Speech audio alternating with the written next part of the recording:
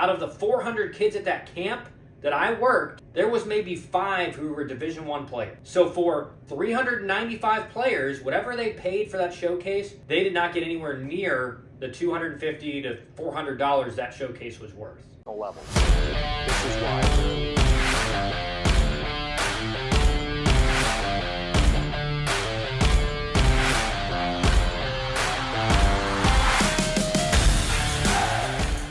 All right, guys, we're back this week, starting with some videos. We're going to be talking a little bit about recruiting today, and the part about it that everyone hates, right? How much money is involved with travel baseball, recruiting in general, going to camps, going to showcases. Which ones are worth it? Which ones aren't? In today's landscape, it's almost impossible for a player or a parent to identify camps and showcases that are going to bring you a lot of value or that are just kind of money grabs. And I'm going to get into all of that and show you how sometimes it's a little bit of both. Sometimes it's definitely a money grab versus sometimes it's 100% value. And we're going to talk about how many showcases are worth going to maybe per year and why a lot of you guys are doing way too much, spending way too much money in this process. So let's go right into it. First of all, guys, we're going to go a little economic theory here, right? Economics is not a zero-sum game, meaning when you pay for something, you're not really losing. What you're doing is you're identifying the thing you're paying for as of equal value for what you're spending. So you're really not losing anything. You're giving away $200, but what you're paying for, you're saying is worth me giving you $200. So you're not losing anything, right? It's a value proposition. The problem is a lot of you guys are spending money in places where you're not getting anywhere near the value that your money is worth. So let's get into it again, right? No zero-sum game.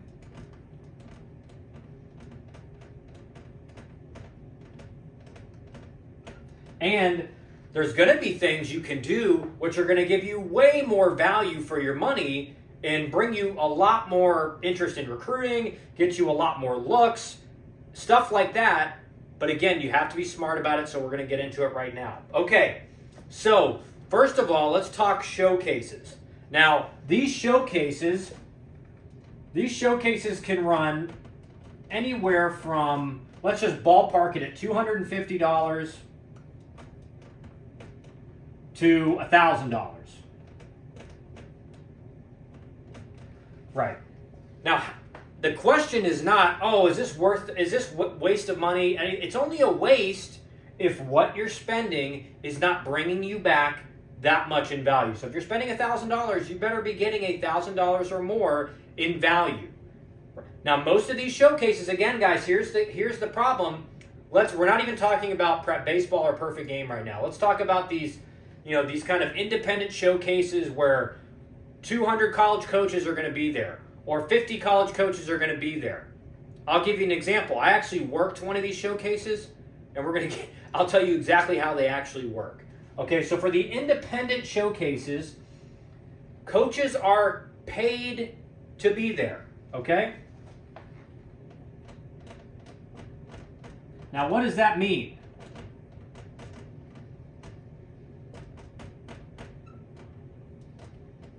I actually worked one of these showcases around the Atlanta area a few years ago. I wasn't even a college coach at the time. I was still playing professional baseball. So I showed up and I was there writing down evaluations, putting grades on guys. How it works is usually there's coaches in the bullpen, there's coaches in the outfield, coaches watching the infielders, coaches watching the BP, and they're kind of giving you kind of an average grade of your tools and what kind of player you are. Out of the 400 kids at that camp that I worked, there was maybe 5 who were Division I players. So for 395 players, whatever they paid for that showcase, they did not get anywhere near the $250 to $400 that showcase was worth. And the reason is because parents and players see 100 coaches will be there or these schools will be there. A lot of these showcases, like I said, the coaches are paid to be at these showcases. So they're not necessarily incentivized to find a really good player. They're there because they're going to make money. If they happen to see a guy, that's all well and good, but the reality is that most of them won't. And most of the kids at the camp, none of those schools are going to be interested in. Okay? So when you're looking at these independent showcases, I would be very hesitant unless a school has said, hey, we're going to be at this showcase. We need to see you in person. Get there. And it's not just a generic email that says player or even your name, but you've never heard from the coach before. You guys get hundreds of emails from schools, everything like that. Those emails, 99% of the time, are to generate populations flooding to their camps to make money, okay? So let's talk about camps. And we'll get back to showcases in a little bit, more about the PBR showcases and the perfect game showcases. So for camps, are camps for making money for the program? Yes, there's nothing wrong with that. Schools need to make money. A lot of the baseball programs across the country, we're not talking LSU, we're not talking any of the big schools, but even, you'd be surprised, even some of the big schools, they're not fully supported by their athletic departments, and they use these camps to make money for post-game meals, to help with travel expenses, to help with doing other things with the team, maybe buying certain things for the locker room. These baseball programs are not football programs, at least for the vast majority of them. So they do need to make money on these camps. But how do you identify the camps that are worth going to versus the camps that are, you're not going to do anything but give the school money, right? And these camps can range from anywhere from, $50 to, let's just say, $200, okay? Again, these are ballpark numbers, not exact. Now, rule of thumb for these camps, cheaper the price equals a better sign. If it's not that much money and you're getting invited to the camp, a lot of times that's a select group of people. They're trying to get 20, 30 guys on campus so that they can evaluate you in person with all the coaches there. They have to charge money for these, or it's a recruiting violation. They can't have recruits working out on their field, but if they make it a prospect camp or whatever, and they charge you a small amount of money, that's a way to get around the system so they can see a lot of guys that they've identified as good players on their field in front of all the coaches and really get a good evaluation for them. Get metrics for them. A lot of schools will hook up the bat sensor to your bat and see what your rotational acceleration is, what your attack angle is, stuff like that. So the lower the price is typically a really good sign. So if you're getting invited to a camp, it's not that much money, really good sign. Does it mean that the $200 camp will not bring you a lot of value? So one of the things we do at Elite Sports Advising is, obviously we're talking with schools, we're talking with coaches, and making sure that any camp our players go to, at least the coach has seen the guy in person or has seen video and wants to see more. Thinks he's a good enough player, wants to see him in person. Now, some of you guys are going to like 20 camps over the fall and winter period. One thing about these camps, guys, summer is bad decision. So the summer camps, a lot of you guys are going to these. Think about it. All the guys that are involved in recruiting are out recruiting. Usually there's almost no one there, and a head coach may make an appearance, but he's not really there evaluating talent. He's there to kind of show face, which is fine, but it's usually run by, maybe a grad assistant or player development guy, which a lot of again, at the big schools, a player development guy is really involved in recruiting, but ultimately you want one of the big decision makers there. You want the hitting coach, pitching coach, whichever one's a recruiting coordinator, and best case scenario, you want the head coach there too, right? So in the summer, not usually a good investment to go to a camp because the coaches are out recruiting. They're at the college summer leagues, they're out at the high school travel ball circuit trying to find players. The best time to do it is fall and winter. Fall/winter. Now, like I said, it's very important. What I want to get across to you guys is you need to have someone that is independent of your family, unless your dad was like mine, was a general manager of the Atlanta Braves. And even then, again, there's bias, right? you need to have someone who's either been in the game a long time, independent typically of your family, that can give you an evaluation of where you're probably going to be a fit. Meaning, we do that with Elite Sports Advising, right? We give our guys an evaluation of where we think they are right now, where they could potentially get to, and we determine the schools we reach out to based on that evaluation. So, if you're a D2, D3 JUCO type player, which again, the qualifications for that is getting higher and higher every year, you should not be going to a Tennessee camp. You should not be going to a Stanford camp. You should not be going to a University of Texas camp. You have to go to camps where you're actually a potential fit. So you need to have someone around you who's got a good idea of what they're talking about. And again, some travel ball coaches are really experienced, know what they're talking about. Some guys, I've been around them, have virtually no idea what they're looking at when they're talking about players and think they're way better than they are.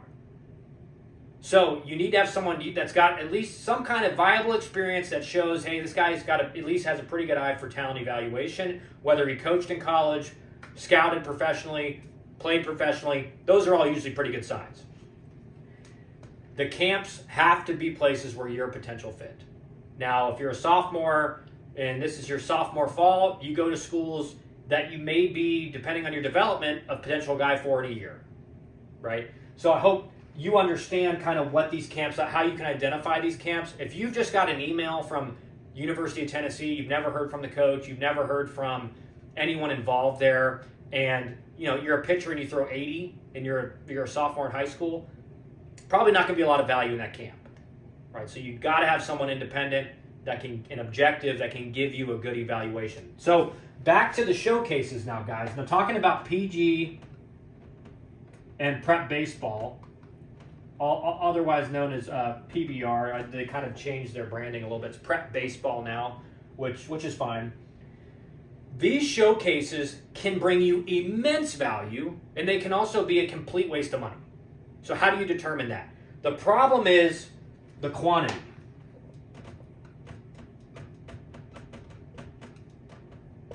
What's the quantity of showcases you should be attending at either one of these programs? Now, I usually typically recommend for any of my clients and most of us at Elite Sports Advising, what we recommend is going to one of these a year. These can run anywhere from $500 to $1,000. And again, if you've been to one 2 months ago and you're getting invited to a select showcase or whatever, and you haven't changed or made any development at all as a player, let's say you're a pitcher and you were throwing 85 2 months ago and in your bullpens you're throwing 85 still, what is going to a showcase going to do for you? It's not going to increase your rank. It's not going to increase your perfect game rating. You're just going to spend $500 to $1,000 and not see any value in it. The reason I recommend once per year, one time a year, is because in a year's time, especially for high schoolers, you could be a totally different player in a year's time. So if last year you're throwing 82 and now you're throwing 88, yeah, you're going to get a lot of value from that showcase because they're going to tweet out about you. They're going to probably up your rankings big time. Again, you're going to get a lot of exposure. If you don't make any changes in 2 months and you go to a showcase, they're not going to tweet about you. I don't mean one of those like everybody gets tweeted about like 3-second videos. I mean, man, this guy's really made a big jump. Look at the velo here, breaking ball sharp. That's what you're looking for. So doing one of these a year, you don't have to do one per program. Pick one, stick to it, I guess, and do one a year. Only time I recommend doing more than one a year is if you are a pitcher 90% of the time, or maybe a position player, but in like 4 or 5 months, you've made that huge jump. All of a sudden, you're throwing 6 mile an hour harder. Then it makes sense. What you guys at home and parents assume is, well, the perfect game rating and the prep baseball ranking, that's the biggest thing in recruiting. Nothing could be farther from the truth. Nothing could be farther from the truth. Perfect game rating and prep baseball ranking, is it kind of important? Sure. But no coach is going to offer a player based on his ranking on prep baseball or his rating in perfect game. And the reason is this. A lot of guys are super juiced in their ranking because they're just a physical specimen. They got really loud tools, but if you watched them in games, they don't look like a baseball player. They're really raw. They don't have any idea what their approach is. They don't throw a lot of strikes. A lot of you guys are kind of velo heroes that, you throw pull downs at 96 and then you get on the mound and you're 88 and you can't throw a strike because you've solely focused on developing velocity and not developing yourself as a pitcher. Same is true for a lot of you hitters out there. All your training is exit velocity, which is great. That's very important, just like velo. But are you a guy that gets on the game and swings and misses and like 50% of the pitches he swings at? You need to train to be a hitter, not an exit velocity king, not a velo hero. Train to be a pitcher. Train to be a hitter while working on those things. Vitally important. So, if you're a velo hero or an exit velo king, you're probably going to be ranked a lot higher than what kind of baseball player you actually are. So you're going to be ranked really high, but you're actually, if you like put you on the field and see in a game, you're not even going to play when you get to college. And a guy who's ranked like 300 or 480 like I was is going to show up on campus and beat everybody out that's ranked ahead of him because he's actually a baseball player. And when the lights come on, he has an approach. He knows how to hit. He knows how to throw strikes with his pitches. And he may even have a little bit lower velo than you, and he's going to turn out to be a way better player because he worked on those things. So don't waste thousands of dollars we haven't even covered travel yet, right? Travel, food, as my marker runs out. Travel, some of you guys are flying to camps. You're flying to showcases. Okay, so let's just say $500 round trip. You're staying in a hotel that's let's just say $100 a night. You're there for 3 days. So your food, everything like that, and the camp, you're spending like $1,500 for $2,000 for a showcase. I hope that's worth that much in value. Again, guys, it's not a zero-sum game. It's just a matter of when you go to McDonald's and you pay $2 for a cheeseburger, you know that $2 cheeseburger is worth it. Or that $1 French fry is worth it. You're not losing anything. You're gaining, and you're doing a trade of equal value. If you're going to pay it, you're making the decision that that's a trade of equal value. So in this game and in recruiting, it's all about, are you getting equal or better value? If you are, spend the money. If you're not, run away. Don't waste thousands of dollars on a lot of these things. Again, for our clients, we do this. And we help them make these decisions and save them ultimately thousands of dollars in the recruiting process. We know what's worth doing. We know what's not worth doing. Guys, like 90% of you are not subscribed, and that's ridiculous. So if you like daily college baseball videos, recruiting advice, development tips, stuff like that, hit the subscribe button, hit the like button on the video, share this channel with all your friends. Appreciate all the support you guys have put on my videos recently and our videos. Let me know what you think in the comments. Am I an idiot? Do I have no idea what I'm talking about? What do you think? I want to hear from it. I'll respond to all your comments, and we'll be back tomorrow with another video.